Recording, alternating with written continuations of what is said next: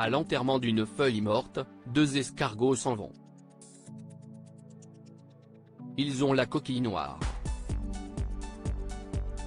Le 9 décembre 2007, Jean Reno fait ses adieux à son ami, mort quelques jours plus tôt, à l'âge de 74 ans des suites d'un cancer des poumons.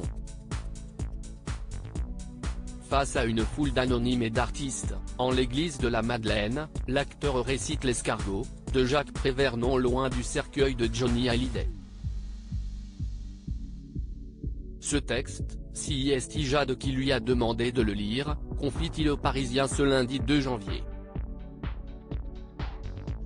Je n'en menais pas large. Mais le moment le plus dur, c'était la procession, se souvient l'acteur de 74 ans, parrain des filles adoptives de Johnny Hallyday et Laetitia Hallyday. En voiture avec Danny Boone, qui pleurait à l'arrière, il descend si lentement les Champs-Élysées vers la Madeleine. Non loin d'eux, à quelques centimètres, des fans criaient leur souffrance. Et leur lançaient « Merci d'être là ». Je ne savais pas quoi leur répondre, reconnaît Jean Reno qui s'est ensuite rendu à Saint-Barth pour l'enterrement de son ami. Supérieur à photo, Jade et Joy se recueillent sur la tombe de Johnny à Saint-Barth avec Laetitia et leur parrain Jean Reno. C'est hommage à Johnny Hallyday qui tenait à cœur à Jean Reno. Pour Johnny Hallyday, l'interprète de Léon a accepté d'être la voix de l'audio-guide qui accompagne l'exposition rendant hommage à sa carrière.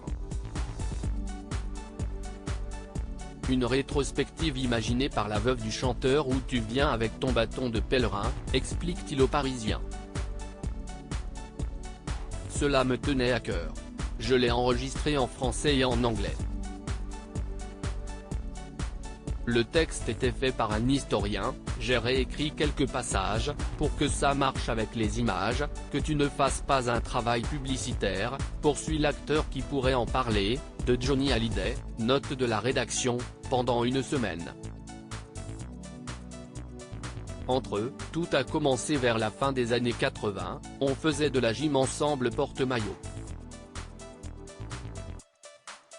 Je commençais à être connu, j'avais fait Le Bleu, le film Le Grand Bleu, en 1988.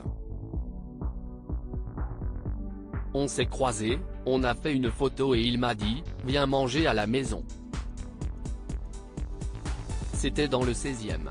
Il y avait 20 personnes à table. Je lui ai dit, c'est une surprise party, ça l'a fait rire, se souvient Jean Reno.